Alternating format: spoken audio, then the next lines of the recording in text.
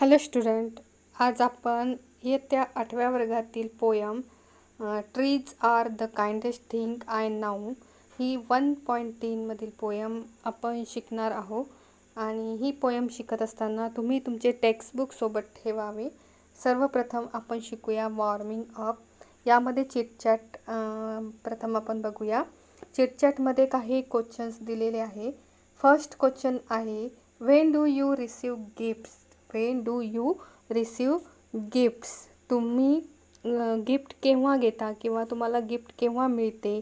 तर इथे तुम्ही गिफ्ट सहसा आपल्याला म्हणजे तुम्हाला केव्हा मिळू शकते? तर तुम्हाला गिफ्ट मिळू शकते ऑन युअर बर्थडे, म्हणजेच ऑन माय बर्थडे।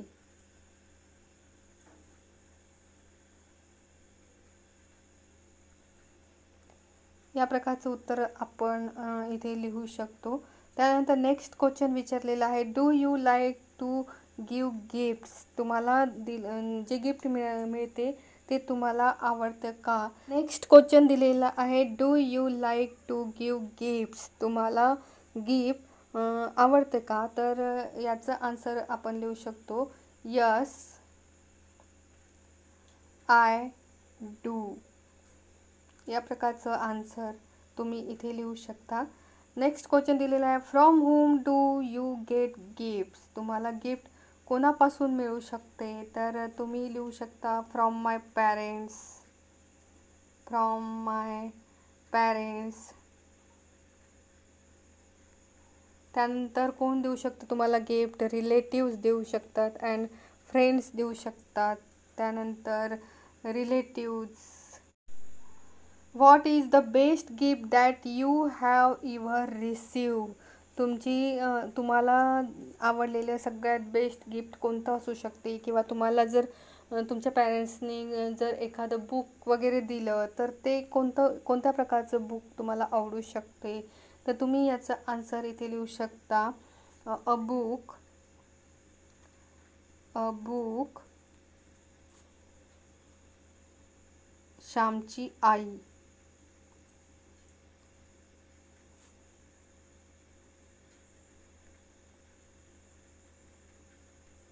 हे बुक्स तुम्हाला आवडू शकते किंवा या प्रकारचं गिफ्ट तुम्हाला आवडू शकते। त्यानंतर why is it special for you? तुमच्यासाठी ते स्पेशल का असू शकते? तर इथे याचा आन्सर तुम्ही सांगू शकतात की because it is given to me by my grandpa, किंवा ज्यांनी कोणी तुम्हाला दिलेलं आहे, ग्रँडपानी दिलेलं आहे किंवा पॅरेंट्सनी दिलेलं आहे, मम्मी पप्पांनी दिलेले आहे। या प्रकारचं उत्तर तुम्ही या आन्सर तुम्ही या ठिकाणी लिहू शकतात किंवा या ठिकाणी तुम्ही आन्सर देऊ शकता। तर अशा प्रकारे चिटचॅटमधील हे 5 क्वेश्चन्स दिलेले आहे। फर्स्ट दिलेलं होतं की तुम्हाला गिफ्ट केव्हा मिळते। सेकंड दिलेलं आहे की तुम्हाला गिफ्ट आवडतं का? आणि थर्ड दिलेलं आहे तुम्हाला गिफ्ट कोणापासून मिळतं? आणि फोर्थ सांगितलेलं आहे की तुम्हाला सगळ्यात बेस्ट गिफ्ट असं कोणतं असू शकते? आणि शेवटचा 5 क्वेश्चन दिलेला आहे की तुम्हाला तो तुमच्यासाठी स्पेशल का असू शकते? त्यानंतर नेक्स्ट क्वेश्चन यामध्ये विचारलेला आहे, what gift do trees give to mankind? म्हणजे झाडे आहेत, ते झाडे आपल्याला माणसांना कोणतं गिफ्ट देऊ शकतात? म्हणजे काय काय देतात झाडे माणसांना? तर तुम्ही याचा आन्सर लिहू शकता की ते झाडे आपल्याला टेस्टी फ्रूट्स देतात। त्यानंतर टेस्टी फ्रूट्स खाण्यासाठी देतात। त्यानंतर शेड देतात, रेस्ट करण्यासाठी शेड देतात। त्यानंतर फ्यूल फॉर कुकिंग, इंधन देतात आपल्याला कुकिंग करण्यासाठी। त्याचबरोबर व्हेजिटेबल्स देतात, ऑक्सिजन देतात आणि फ्रॉम एअर टू ब्रेथ, आपल्याला श्वास घेण्यासाठी ऑक्सिजन म्हणजे प्राणवायू देतात। या प्रकारचं वेगवेगळं गिफ्ट आपल्याला ट्रीज देतात।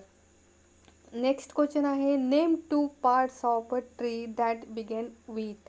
त्यानंतर इथे सांगितलेलं आहे की name 2 parts of a tree that begin with. तुम्ही ट्रीचे 2 पार्ट्स असं सांगा। तर इथे BFT या प्रकारचं इथे आपल्याला वन वर्ड दिलेलं आहे आणि त्यानुसार इथे शब्द सांगायचे आहे. जसं बी ब्रँच आणि बी बार्क्स. त्याचप्रकारे F म्हणजे फ्लावर असू शकतं आणि F फ्रूट्स असू शकतं. त्याचबरोबर T ट्रंक आणि T ट्विंग्स या प्रकारचा आन्सर तुम्ही इथे लिहू शकतात. जसं बी ब्रँच,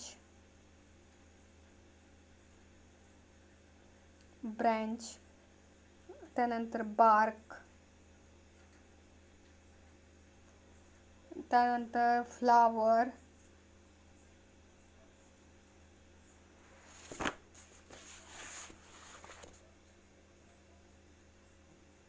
फ्लावर्स, फ्रूट्स,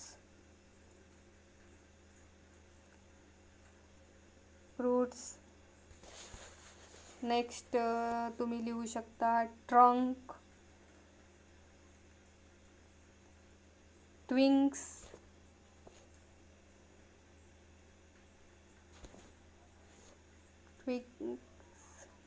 या प्रकारचा आन्सर तुम्ही इथे लिहू शकतात. Name 2 parts of a tree that begin with, म्हणजे या क्वेश्चनचा आन्सर तुम्ही या प्रकारे देऊ शकता.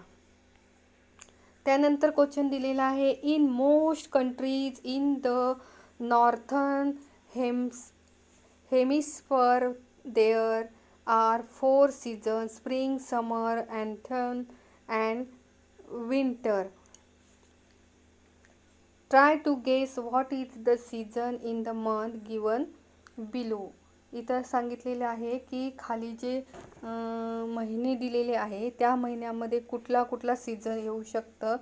तर मार्च एप्रिल मे मध्ये स्प्रिंग असं उत्तर लिहू शकता तुम्ही. स्प्रिंग. त्याचबरोबर जून जुलै ऑगस्टमध्ये समर.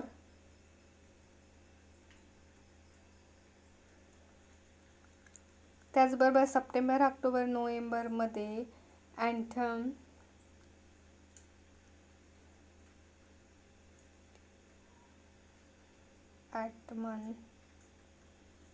आणि डिसेंबर जानेवारी फेब्रुवारीमध्ये तुम्ही विंटर असतो सहसा.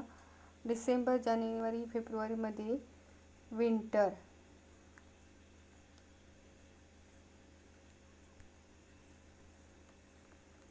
नेक्स्ट दिलेला आहे, an artist paint picture using colour. A poet writer can also paint pictures in your mind imagination by using descriptive phrase. आणि खाली काही दिलेले आहे, एक्झाम्पल्स दिलेले आहे आणि त्यानुसार आपल्याला काही आन्सर इथे दिलेला आहे. एक्झाम्पलमध्ये दिलेलं आहे, blue sky, soft white clouds, floating clouds, etc. Write down 4 such phrases which describe anything beautiful in nature. म्हणजे निसर्गातील जे काही सौंदर्य आहे त्याविषयीच्या काही फ्रेज इथे लिहायच्या आहे. तर इथे फर्स्ट तुम्ही लिहू शकता सिंगिंग स्ट्रीम. जे बघितलेलं आहे त्यानुसार तुम्ही फर्स्ट लिहू शकता सिंगिंग स्ट्रीम.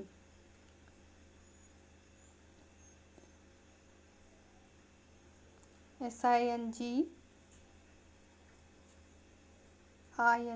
सिंगिंग स्ट्रीम म्हणजे गाणं गाणारा झरा. त्यानंतर नेक्स्ट तुम्ही लिहू शकता शायनिंग सन, प्रकाश देणारा, खूप लुकलुकणारा किंवा खूप चमकणारा असा शायनिंग सन.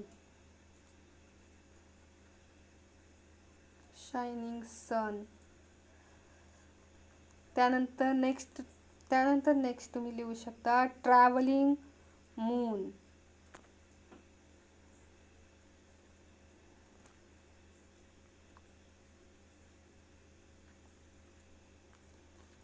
आणि त्याचबरोबर चौथ्या ऑप्शनमध्ये तुम्ही फ्रेज लिहू शकता twinkling star.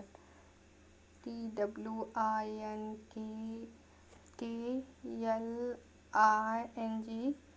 Twinkling sparkling stars, STARS stars. या प्रकारचे क्वेश्चन तुम्ही या चिटचॅटमध्ये दिलेले आहे आणि त्याचे आन्सर तुम्ही या प्रकारे लिहू शकता.